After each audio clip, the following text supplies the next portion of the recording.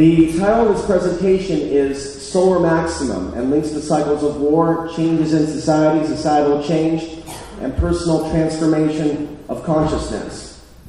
And there's a number of individuals that I would like to acknowledge that have done tremendous research in this particular subject, such as Alexander Chavinsky, Raymond Wheeler, Dr. Burrow Payne, Mitch Batros, Alfred Weber, who's speaking at this conference, Maurice Cottrell, Carol Moore, and the website spaceweather.com.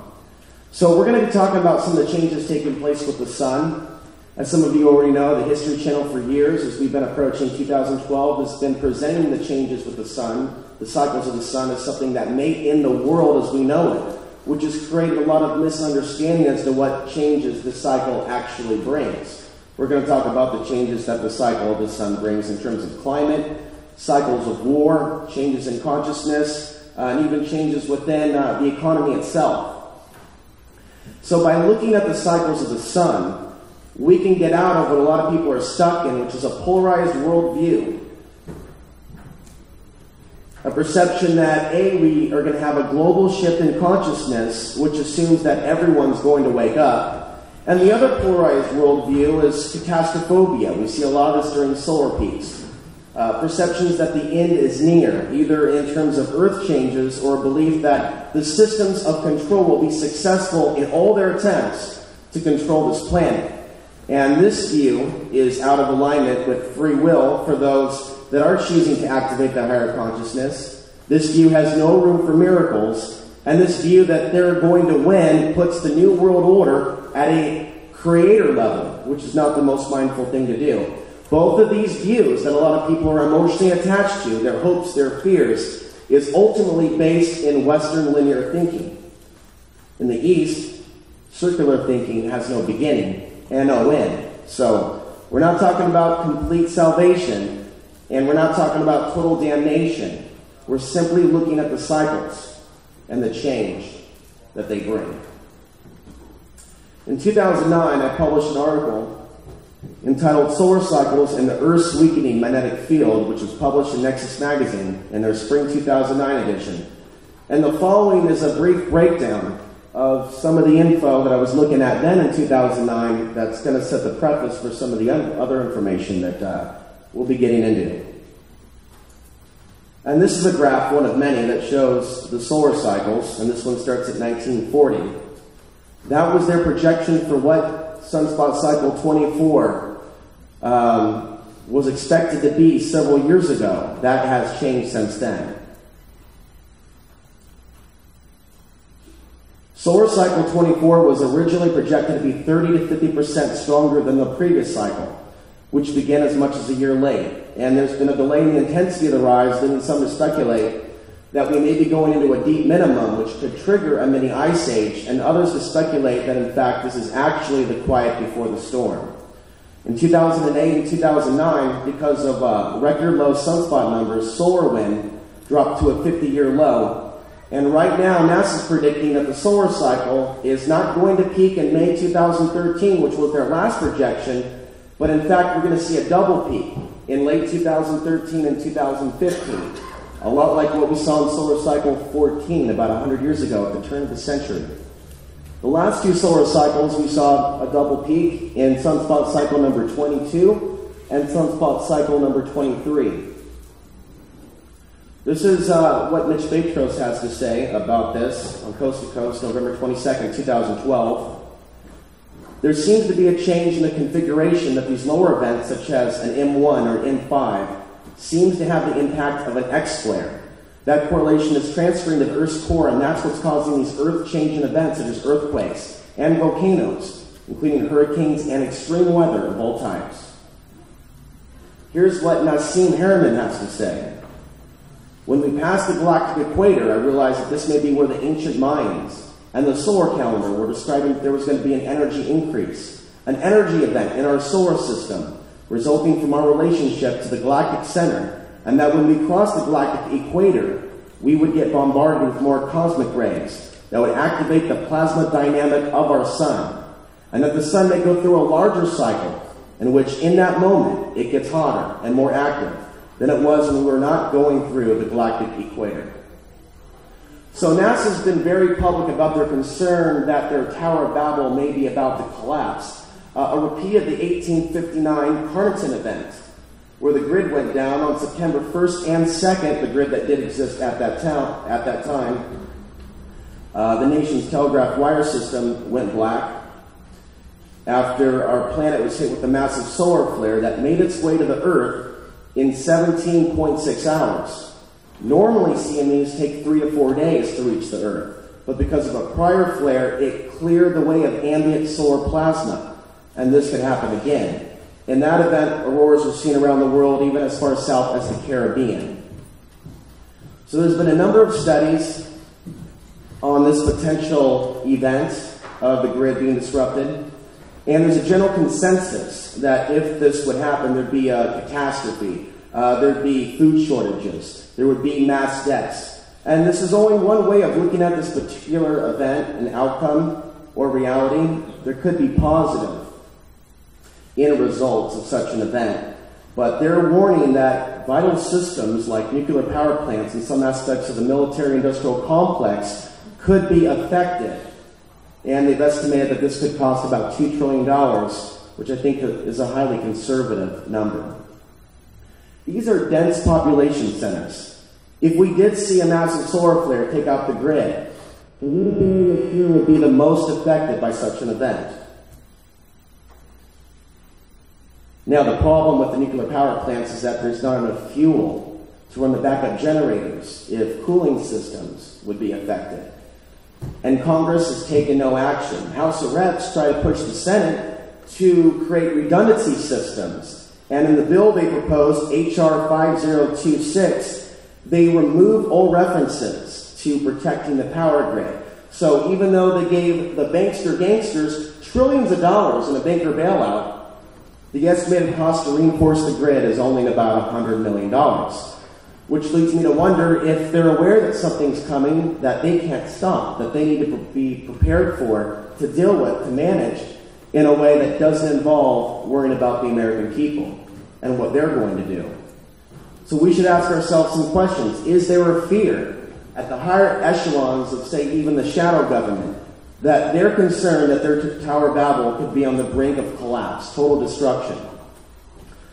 Has at any time this government discovered this the potential of this event with the use of remote viewing or any other means? And in what specific ways are they preparing for this event? How do they intend to maintain a strong, dominant, controlling position when their technology that's often used to suppress humanity is disrupted? How might this create a positive outcome after a period of time of people seeking freedoms, for people seeking freedom from dominating structures and oppressive systems at a moment when governments may not possess the technology or resources to continue to suppress them or manipulate them? And of course, how might such an event bring people together in a crisis where friends and loved ones are more valuable than money or technology? So I've been speculating for years in my own inner imagination that an event like this could really bring a shift in consciousness, because all of a sudden, we're now more valuable to each other. And the matrix, technology, money as we know it, it will be less and less valuable. So is this really the end, as the History Channel has been drumming into people's minds, as we have been going into 2012, ramping up the years into 2012? Or could this be the beginning of something entirely new? There's been a lot of events where technology has already been disrupted by increased solar flares, such as 1960 and in 1989, where the grid went down in Canada, and 6 million people in the US and Canada were left without power for 9 hours. And in 1993, ATM machines were affected in Massachusetts. In 2003, a series of X-class flares interfered with satellite communications and created a brief power outage in Sweden and lit up the skies with ghostly auroras as far south as Florida and Texas. You'll notice there, September 7, 2005, with this event, that was right around the time of Hurricane Katrina. And in that event, around that time period, an X-class flare caused disruptions to parts of the grid and knocked out the GPS system completely for 10 minutes. And I know some people aren't aware of this stuff, but all this stuff is scientifically verified, and you can look it up on the internet. And the last several years, more satellites that have been owned and managed by the U.S. military have faced some form of disruption have been affected in some way. There aren't a whole lot of ways that NASA can completely accurately project the intensity of an upcoming solar cycle or the amount of sunspots, but one of the things that they look at is the sun's great conveyor belt, or GCB. And what's interesting is their calculations in 2006 have changed. In 2006, NASA solar physicist David Hathaway said that a previous study of the GCB showed a slowdown, and said that based on current data, the slowdown we're now seeing means that solar cycle 25, the next cycle, peaking around 2022, could be one of the weakest in centuries. But in 2009, when we saw low sunspots and the sun's great conveyor belt was speeding up, he realized that his calculation was completely wrong. And what this means is that in 2022, we can have an even more intense cycle, even more solar flares, even more sunspots than what we're seeing in this cycle, sunspot cycle 24. And this is a quote from David Hathaway from NASA. This challenges existing models of the solar cycle, and it's forced us back to the drawing board for new ideas. So the magnetic field, as you know, protects us from asteroids, different forms of radiation, some of which is harmful. And when solar flares hit the magnetic field, it diverts the solar particles towards the poles. And so a strong magnetic field is obviously a very good thing for life on Earth. And there's been lots of reports suggesting that the magnetic field is changing on the planet, and in fact, it's weakening. And within 500 years, we could be left without a magnetic field at the rate that it's shifting. NASA's 5 Themis satellites have also detected holes in the Earth's magnetic field. Holes 10 times larger than anything previously thought to exist. The invisible portals form every 8 minutes, and they rapidly change location, making them difficult to track.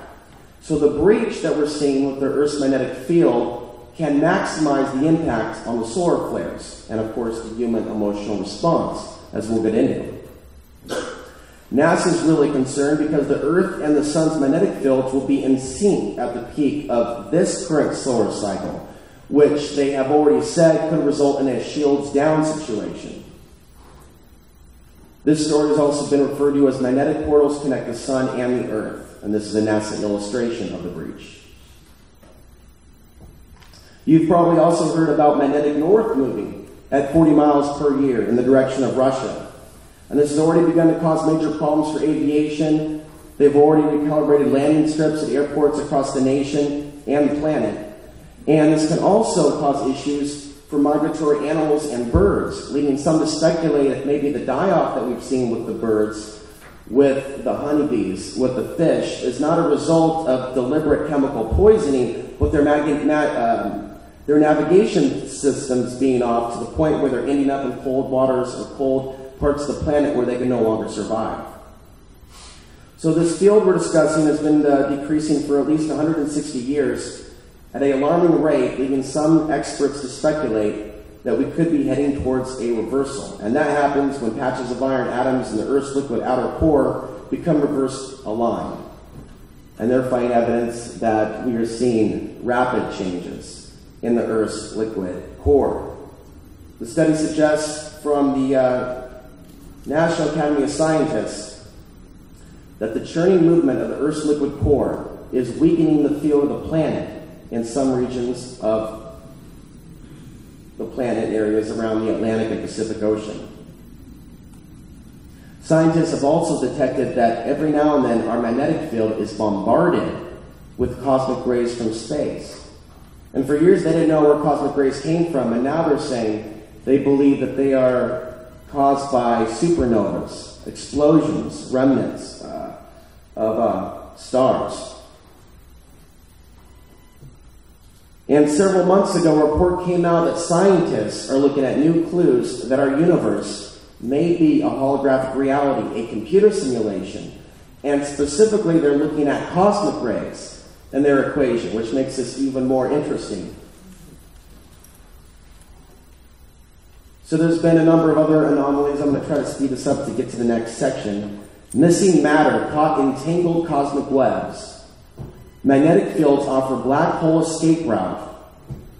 And this relates to the Earth itself, maybe a living conscious being responding to the solar flares. This is from the Daily Mail, June 1st, 2012.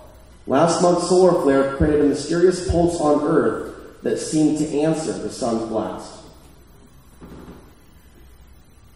So there's been a lot of changes in our solar system, the new discoveries that indicates that the world as we know it, the universe as we know it, is changing very, very fast. For example, water ice has been discovered on Mercury. New storm on Jupiter hints at climate change. Pluto's atmosphere larger than thought. Dark side of Uranus rings reveals dramatic changes. NASA's Cassini satellite sees abrupt turn in Titan's atmosphere. That's one of Saturn's moons. And Saturn, by the way, there's been a lot of storms that have been recorded on the surface of that planet over the course of the last decade. NASA's spacecraft reveals dramatic changes in the atmosphere of Mars. Strongest evidence yet that there is life on Mars. Bizarre vortex on Venus changes shape every day. By the way, this is from space.com. And they're also detecting changes in Venus, changes in the ionosphere of Venus. And this came out on the 20th of April of just this year. 7 new planets have been found. 2 of them may sustain life. There's obviously a lot of changes taking place within the solar system, but the focus of this presentation, and all that was the preface for what we'll get into now, is how human beings are affected by these changes. Emotional states. Pattern recognition is what we're looking at here with the connection between peaks in solar cycles, solar activities, times of solar maximum, and the launching of new battles, wars, conflicts, false flag events, specifically at certain times. And we're going to be looking at a number of individuals that have provided information about the quantitative information that everybody has access to in terms of these solar cycles. And Alexander Chavinsky is one of the most historical figures. He was an acclaimed scientist in Russia who studied the biological effects of the sun and universe. In particular, how mouse changes in human behavior correlated to sunspot cycles. In 1915, he started to look in this direction at the effects of the sun. He spent a summer observing the sun and first hypothesized the effect of periodic changes in solar activity on the organic world. In 1916, he entered the front lines of World War I, and it was there that he first discovered that battles tended to wax and wane with the strength of solar flares and geomagnetic storms. He constructed what's called the Index of Mass Human Excitability, which traced the incidence of wars, revolutions, riots, expeditions, and migrations from 500 BC to 1922 AD. And he was jailed for his research by Stalin in 1942. He asked Chavatsky to retract his writings in solar cycles, which contradicted Soviet theories of the reasons for the Russian revolutions of 1905 and 1917. So he did 8 years in a forced labor gulag, followed by 8 years of Soviet rehabilitation, where he then conducted scientific work in the coal mines. Of course, Russia did commemorate Alexander Chavinsky, but it was a little too late. But his research spawned other studies. For example, Raymond Wheeler from the University of Kansas confirmed that the pattern, in fact, does span human history as far back as 2,500 years. He found that intense magnetic upswings directly affect the human brain and at times drove mankind into deadly emotional tantrums and frenzied killing sprees. He also wrote a book entitled Climate, the Key to Understanding Business Cycles. Edward Dewey found his information and statistically analyzed it. He's the founder of the Foundation for the Study of Cycles. Dewey validated the existence of these war cycles, and he described the 4 components of Chizevsky's 11-year cycle and their appropriate links.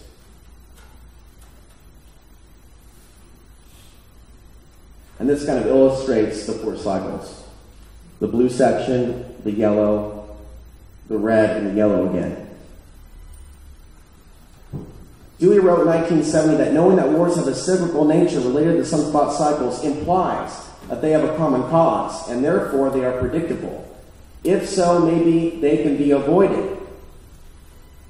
But for the powers that be, and their perspective on things, events can be staged. People can be manipulated, especially if they're out of balance and out of alignment with their own truth. Dr. Robert Becker and Dr. Friedman also looked at this information and found that more people flip out at times of increased geomagnetic activity and that there was an increase in psychiatric hospital admissions. Now, Carol Moore has a website entitled Sunspots and Activist Strategy, and I'm going to read a quote that I feel is very pertinent to what we just discussed and also where we could be going. Governmental leaders often respond to mass protests by starting wars to unite the people and suppress dissent. Also, they themselves may get caught up in the mania caused by negative ionization and launch irrational wars. Activists since the 1960s, like myself, have lived through several sunspot heights. From 68 to 71, 79 to 82, 89 to 1992, and the 2000 to 2003 periods. We can look back at our own experiences of several years of frenzied activity with big meetings and big protests, when the least indignation might lead to riots, rebellions, revolutions, civil wars. And we can remember other periods of years where once vital organizations declined or died.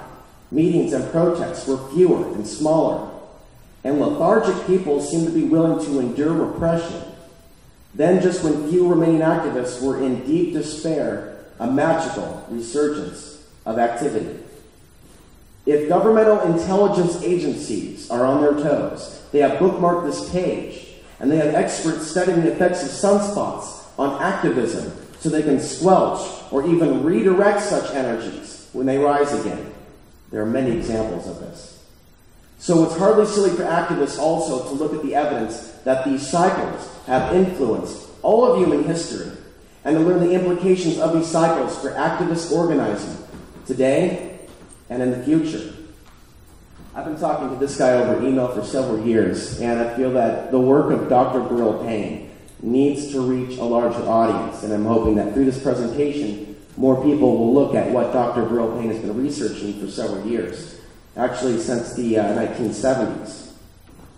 Dr. Burl Payne is a PhD in psychology and a master's in physics. In the 1980s, he found that the start of the warring behavior occurred on the ascent or the descent of the sunspot cycle, and that the physical mechanism to trigger this was changes to the Earth's geomagnetic field, which affects brain rhythms and hormone balance of sensitive individuals. This is an illustration of that concept. This is a chart that he created, showing where you can see here the conflicts, some of the conflicts beginning before the solar activity. You can see here examples of conflicts beginning after the peak in solar activity. So Burl Payne suggests that men have their own cycle. We know that women have a cycle that's connected to the moon. It's called PMS. And Burl suggests that men that are out of balance may have their own cycle called MMS, or male macho syndrome. And he believes that during this point in time, through an increase in solar activity, solar energy, that men receive an increase in testosterone in their physical bodies. He writes, quote, "Wars could be called a mass psychosis or a new disease, which is not caused by bacteria or a virus. If warring behavior is perceived as a previously unknown type of mass psychosis, then the means for dealing with it becomes different than those traditionally employed. And those means have not worked very well." It gets even deeper in his book, Planetary Influences. He observed that when Mars, Venus, and Mercury were near the Earth at the same time period, more sunspot numbers were likely to form, and more wars were more likely to start if the sunspot cycle was either on the ascending or descending part of the 11-year solar cycle. And he found that there's a correlation 85% of the time between periods when planets are relatively near the Earth and the production of sunspots and other solar activity. There's also a quote from a famous metaphysical teacher called George Gurdjieff, who said in the 1940s that war is the result of planetary influences. So we're now going to go over the evidence, the historical events that have taken place in different solar cycles, beginning in the late 18th century, around the time of the Revolutionary War. And we're going to have to abbreviate this for time, but what we can see in this particular chart, and there's many charts, it would take a half hour to get into all the things that took place between 1770 and 2013. But we saw events that led to the American Revolution in sunspot cycle number 2. In sunspot cycle 3, we see the American Revolution. We see the U.S. Constitution being written in the third solar cycle. Solar cycle 5, Napoleon conquers Europe, 1803 to 1806. And a lot of other things taking place in Europe. Solar cycles 8 through 10. And we see events that led to the Civil War, for example, in the United States, which ironically started 2 years after the 1859 Carnarvon event, where the grid went down. The grid that did exist at that point in time. We also saw revolts beginning in India, Italy, and China. Solar cycles 11 through 13. U.S. labor strikes, revolts in Sudan, First Indian Congress meets. 1893 to 95, Zulu Revolt, Cuban Revolution. And we see events that led to World War I, solar cycles 14 through 16. And as I said earlier, solar cycle 14 was double peaked, as they're projecting that this current solar cycle could be double peaked, 2013 and 2015. 1914 to 1919, First World War, Irish and Indian revolts, Russian Revolution, and the atom split. In 1929, by the way, during the peak in sunspots, the peak of the solar activity, we saw the Great Depression. We saw the stock market crash, rather, that led to the bottoming out of the Great Depression around 1933. During the same time period, we see Mussolini and Hitler rising to power, built on economic unrest and other revolts, formation of the Red Army, more mass civil disobedience in India. Now we're looking at events that led to World War II, solar cycle 17 to 19. Spanish Civil War, Germany and Japan start World War II. Japanese rape of Nanking. Mass civil disobedience in India. U.S. still strike, 1947 to 1953. We see the Greek Civil War, Israeli-Arab War, India-Pakistan riots, Red Army wins China, Vietnam revolts, flying saucers start becoming more common throughout the United States. Following Project Paperclip, there's also a crash of a flying saucer in Roswell during the peak of that solar cycle. The CIA was created out of the OSS, and we saw the launch of the Korean War. And we see other events following that.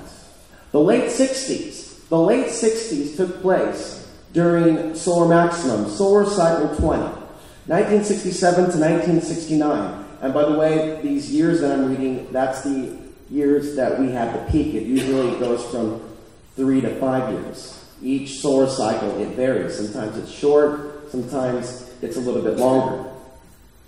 Height of the Vietnam War, peace demonstrations, worldwide student uprising, Czechoslovakian uprising, USSR invasions, in U.S. inner city riots, Israeli-Arab War, Woodstock and height of hippie movement, uprising in France, Prague Spring, moon landing, MLK and Bobby Kennedy assassinated. And there's a lot more things that take place in the next cycle. For example, when Afghanistan was invaded by Russia, it took place during solar cycle 21. The Iraq-Iran war began during that solar cycle. The Shah of Iran was overthrown.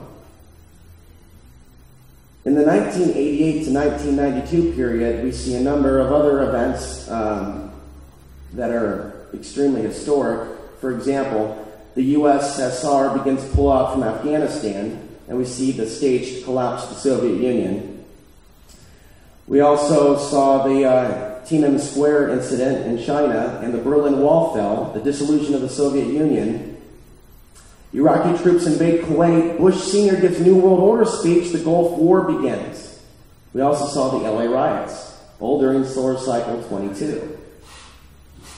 In the next solar cycle 23, and there's a lot of things that started to kick off as we approach the millennium point in time. For example, the WTO protests in 1999, and other protests that were starting to increase at that point in time, and yet 9/11 hadn't even happened yet. But already the masses were reacting to these changes. that they were feeling in their bodies. We saw the worldwide Y2K scare. Heroin overdoses skyrocket in Portland. Bush is given the election by the Supreme Court. And the 2001 to 2003 period.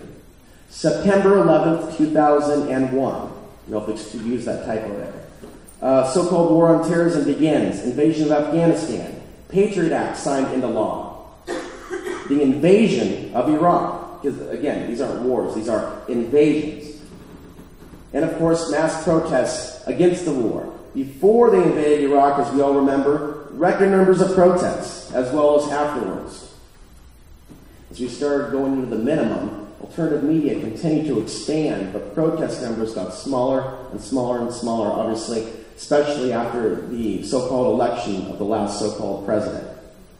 So solar flex, 2001 to 2002.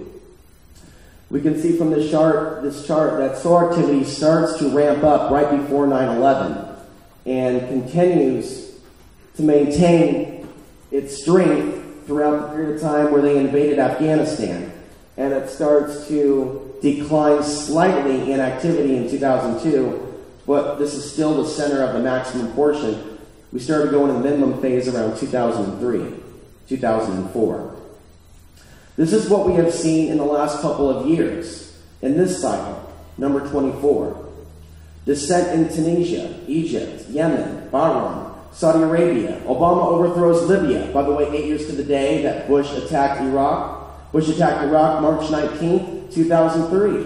Libya was struck March 19th, 2011. And of course, we started to see media coverage of protests all over the world, not only in the Middle East, but Europe, China, and many other countries. And the United States, not limited to Occupy Wall Street. Also during this period, we saw Fukushima.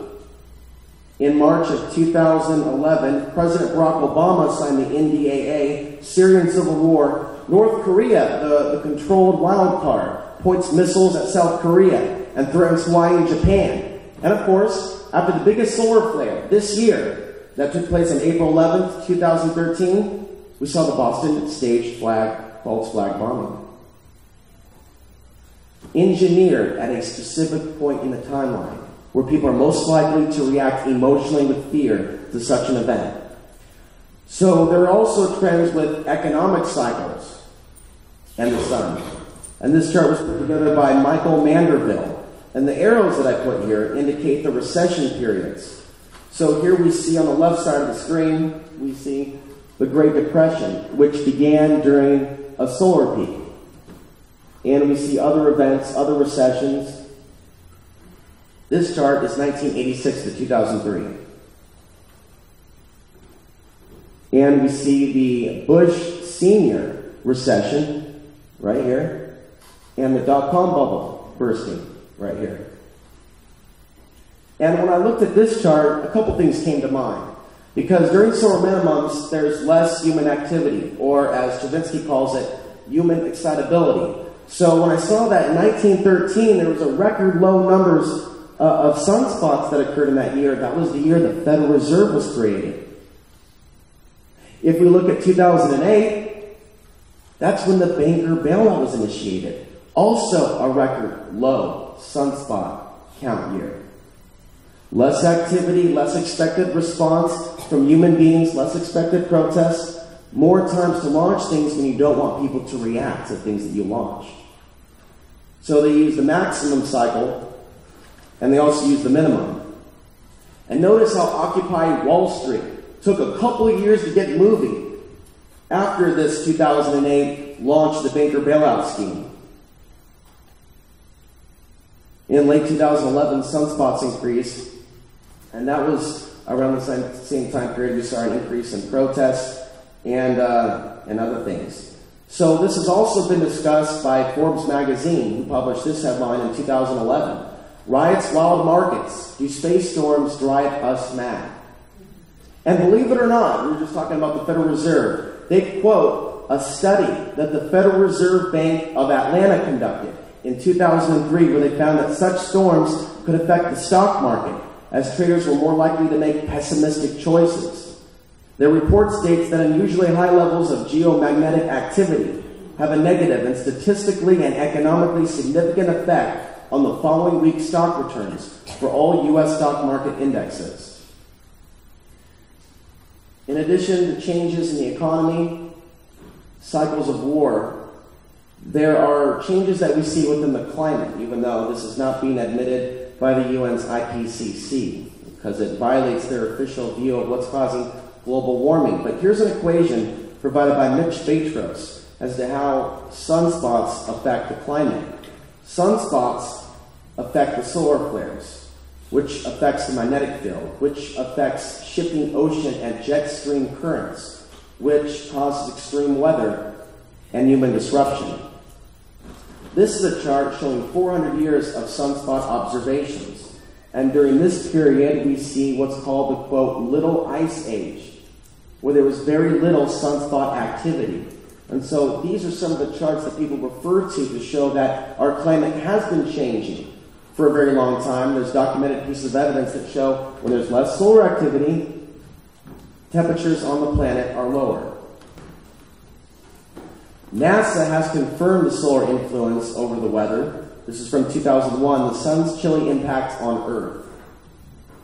So even though they deny that the sun has an impact on temperatures and climate and other things, that's not stopping some scientists from saying that we can halt global warming or somehow be able to stop it if we start spraying particles into the air. Even though they've been doing this for years, chemtrailing, they're now bringing it out in the open, saying we could use geoengineering, reflect solar particles back to the sun, away from the earth, and somehow that's going to make a difference. Yet they keep saying also that the sun has no impact on climate. So this isn't making very much sense. Chemtrails, as you all know, block our natural human connection with the sun, decreasing vitamin D in the body. And when that happens, you have more sickness, you have more illness, you have a decrease in the immune system. So there's been a number of earthquakes that we can also see during times where there's been an increase in solar activity, like Mount St. Helens, when it erupted in 1980. It was during a solar peak. The San Francisco earthquake, 1989, also during a solar peak. Hurricane Katrina, we saw a solar flare take place right before that occurrence. The Christchurch, New Zealand earthquake in 2011. Of course, Fukushima, Haiti, and many, many others. Of course, the earthquake in Chile is believed to have altered time and knocked the Earth slightly off of its axis. Now, back in 1996, there was a solar flare that ironically created a magnitude 11.3 earthquake on the surface of the sun. Now, we just had a major solar flare. It was only an M6 solar flare, but it was the largest of the year. And these are some of the things that took place in the last several weeks following that flare. A 7.2 earthquake in Japan, a 7.8 earthquake in Iran, a 6.6 earthquake in China, flooding in the Midwest and Chicago, and there's been also a few volcanic eruptions. And the biggest concern scientists have is the next big one. In my hometown of Portland, Oregon, even though I now live off the grid in Colorado, they're saying the next big one, which is long overdue, will be well above a 9.0 magnitude. When that happens, bridges are going down in Portland. It's not going to be the most sustainable place to be because there's massive reliance still on food coming from the outside to feed the city's population. So I'm very concerned about how the people of the Pacific Northwest that get stuck in the city are going to make it. If this, of course, takes place. But here's a quote from Jay Patton from OSU. If we don't see this event by 2060, we will have exceeded 85% of all the known intervals of earthquake recurrence in 10,000 years. Now, this is how Mitch Batros, and by the way, he's the author of a book called Solar Rain. He's done a lot of research into how these solar flares affect the Earth and create Earth-changing events. This is his equation. This is what his science has led to as to how this takes place.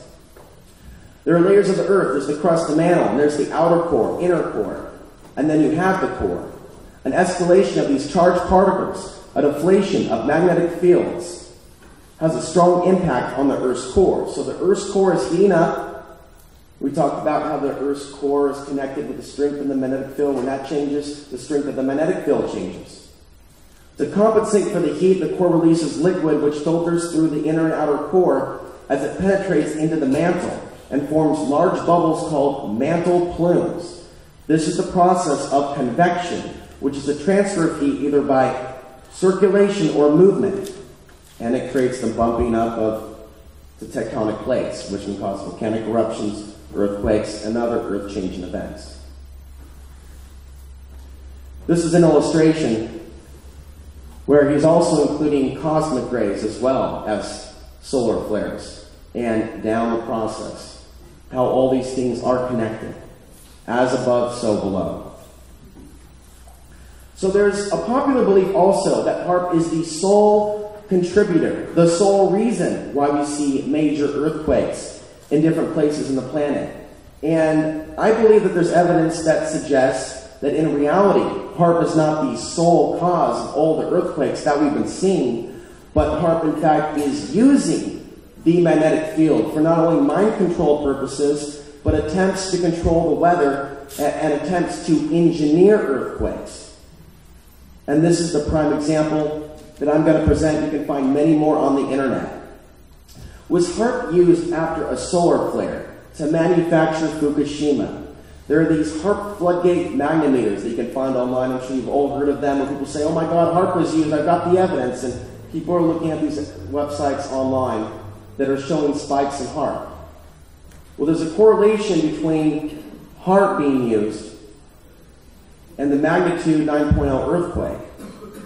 Yet, at the same time, here's from spaceweather.com, there was an X flare, an X1.5 flare, on March 9th, 2011. By the way, I was living in Portland at the time, and there was a crazy protest against the city of Portland's plan to merge the FBI and Portland police. And there were a lot of us that went there in a flash mob. We were very angry. We were very pissed off. We were not liking what was taking place in our city. And that protest also took place during the solar flare. There's a lot of information here, and I'm going to be getting into more of this in a 130-page PDF that I want to release after this presentation. But I want to point out that there's also solar influence over the rise and fall of civilizations. And Maurice Cottrell has been doing a lot of research in this area for some time. There appears to be a correlation, according to the work of Maurice Cottrell, between the rise and fall of civilizations and the rise and fall of radiation from the sun. He put together the following charts, which illustrate a long-term envelope of sunspot activity deriving from the center graph of carbon-14. More carbon-14 is absorbed in the growth rings of trees despite or during the solar minimum. Solar minima also correlates with many ice ages. The Mayans disappeared during a solar minimum.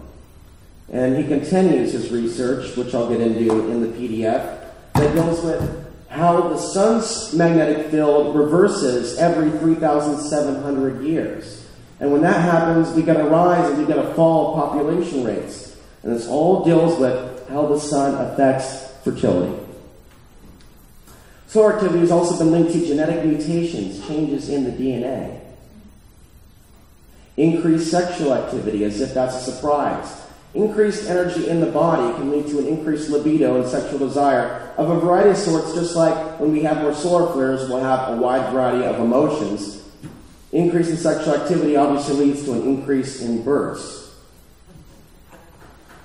And there's many mythologies about the sun, many beliefs. Many ancient societies believe the sun is a goddess or fertility god. We have the Greeks that believe that Apollo was known as the sun god. Was the sun god. We have Shamash in ancient Mesopotamia and Amaterasu in Japan. The Egyptians believe that Ra was the sun god, and the Aztecs believe that human sacrifice was necessary to keep the sun moving through the sky. And the Hindus believe in a solar deity named Surya. In yoga today, sun salutations are practiced as a way to connect with the sun. There's also been many UFOs seen around the sun, which is interesting because we discovered magnetic portals connecting the sun to the Earth. So there may be a connection with certain phenomena, sunspots, and portals. And that's something that Nassim Haramein has been discussing in terms of ancient Mayan artifacts. There was also a giant sunspot right before Roswell that lasted several months. Solar flares are also believed to increase paranormal activity. And I can see many changes. You can read this, but I'm not going to get into it. Changes in my own life. When the solar cycle started, I had new ideas, a shift in consciousness, and I started to get involved in alternative media in 2003, 2004. But during the peak cycle of 1999, my life was very, very complicated. But the spiritual awakening that came with the Venus transit of 2004, literally to the day my life shifted after that alignment, then I started to become more aware of my own personal life cycles. And so we can all ask ourselves, look at where we were at different points in the timeline, and see where we went through major changes, migrations, moves, relationship changes. And here we are, positioned at the dawn of sunspot cycle 24, which could begin anywhere from now to late 2013 to another peak in 2015, the Free Your Mind Conference in Philadelphia, Pennsylvania. So the timing of this event, in conjunction with the full moon, I find to be very, very interesting. So solar cycles and arts, human creativity, new ideas, music, movies, trends, pop culture, so many different changes, be they positive or negative, that's all in the eye of the beholder and the level of consciousness of the people experiencing the changes on the earth. Now, the powers that be use the solar cycle by staging events, panics, wars. This is the really critical part of my presentation, which we have very little time for. But they do this to provoke a certain emotional response in human beings on Earth that are flooded with an excess level of energy in the human body. A sophisticated strategic use of problem, reaction, solution. Launching certain projects forward during solar peaks and celestial events based on the belief that their luck will be magnified. Moving certain goals forward, as I said earlier, during minimums, when they expect the least amount of resistance. Dark occultists behind the powers that be understand the makeup of the human body and our stress responses. Here's what's very interesting.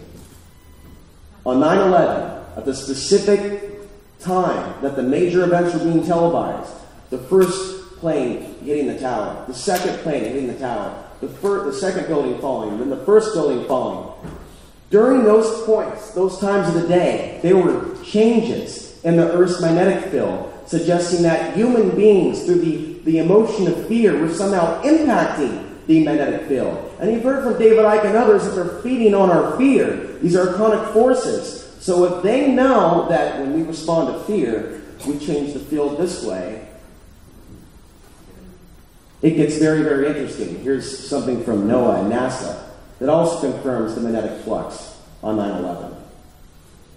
The realities we have to face is that we're at different levels of our ability to be grounded and deal with this information, to deal with the energy coming in from the sun. And some people are more insusceptible than others. Some people just prefer to be controlled or control others. This is why we can't have a collective shift in consciousness as long as some people are still choosing to remain in a slave state of consciousness. Human beings that are out of alignment with their own truth are the most susceptible to having their perceptions and emotions used against them. So I think the game plan for the remainder of the cycle is to continue to manufacture a civil war and prop up external threats and internal threats. And in terms of the manufactured civil war, we're looking at the gun issue that they're bringing out, pushing people against the wall, hoping people react emotionally. And I see a lot of that. A lot of people's Facebook posts, they're saying that they're ready for a revolution. They're putting themselves out there saying things they probably shouldn't say. Launch new proxy wars, conflicts, military interventions in Africa, Middle East, and Asia. The next solar cycle, the staging of World War III between China, Russia, and the United States, not until 2020. And there's a lot of quantitative information, and it doesn't mean that we can't change it, but there's a lot of quantitative information that they want to go in this direction. And my next documentary film is going to address that issue. How solar activity impacts human beings, chronobiology, is an overview. How we're affected by the sun, different hours of the day. But that's just the start. It gets deeper, much deeper. How solar activity impacts human beings It's neutral. It's not good, bad, evil, positive, negative. It's energy. And how we are responding to that energy, it's different. We respond to this in different ways. The sun brings a cycle of birth and death, or creation and destruction. Solar flares affect the central nervous system, all brain activity, including the pineal gland, including equilibrium along with human behavior and all psychological, mental, emotional responses, and just about every other aspect of the body. New Scientist has talked about it. Does the Earth's magnetic field cause suicides? And what's most interesting about it, there's also been lots of studies on how magnetic fields, natural ones and artificially created ones in labs, can cause changes in the brainwave state, can cause changes in our cells. But here's what's really interesting. The pineal gland, which is in the center of our consciousness, the center of our mind, has a concentration of magnetite. Magnetite was not discovered until 1992 in the human brain, but it was discovered in the 1960s in birds, fish, and other migratory animals. This is how we are connected to each other. The magnetite in our brain, that telepathic sixth sense. Evidence shows that magnetite is a transducer, linking ambient electromagnetic activity to cellular function. And in the pineal gland, there is a concentration of magnetic crystals. Study finds human eye also emits light, and that we have a sixth sense in our eyes. We're not aware of it consciously, but we're aware of it subconsciously. Now, there's a number of spiritual perspectives, we're obviously going to do this quickly, on how the energies from the sun come in and affect our cells. Purge energy, stored emotions in our body. This is why some people flip out that don't know how to naturally release the energy in a positive, mindful way. Manly P. Hall did a lot of research in this area and gave a presentation on the magnetic field around the human body and how our state of morality, what we do, you can even call it karma, affects the strength of our own magnetic field or aura. So what if solar activity is a catalyst for the travel of souls into the planet via new births, an exit from the planet via new wars? And this is a holographic universe, as you've all heard, a spiritual biological video game where we each uniquely work to reach higher levels as we experience the nature of cause and effect in a physical reality. So this is what's important. We have to ground ourselves. Get engaged in exercises that lets you release that energy. Body movements that engage chi energy, like martial arts, dancing, qigong, yoga, being in nature. The body loves that. Traveling, camping. Creative applications of the mind, like writing, building new structures or homes. Creating art, music, documentary films, and it's very important to drink healthy water. And of course, healthy food. Several types of meditations that you can use, from deep breathing to relax yourself, to Vipassana meditation, which is observing your breath as it naturally is, becoming very aware and equanimous at the same time. Sun gazing. And of course, listening to certain tones and frequencies to bring the human body back into balance. And a grounding cord meditation, to ground yourself, not just breathe deep or observe your breath, but to practice in your mind, tightening your clairvoyant muscles, your ability to heal yourself. And this will help you with your creative and manifestation abilities. Together, we can use the mind's ability to affect change at certain points in the timeline. And there's a lot of evidence to suggest that we are more capable of manifestation during this particular point in time. That somehow or another, when we have peaks in solar activity, we are more easily able to shift things if we put our minds together selflessly on the same goal at the same time. During a solar peak, during a full moon.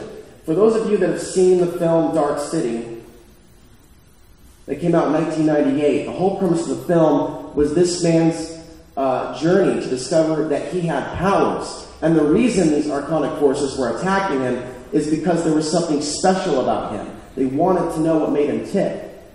And he never prevailed over these parasitic, etheric, alien forces until he realized how to harness the power of his mind. And that's the purpose of all this information as we now close, that we need to harness the power of the mind strategically and not just react defensively to the changes that are taking place. And I believe and I suggest that we're in human form to learn how to develop those variabilities. And the real importance is what happens to our souls, where we go from here.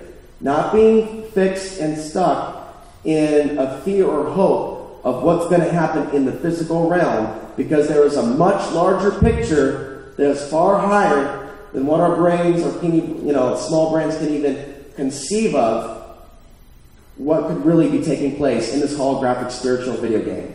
And with that, I want to thank you.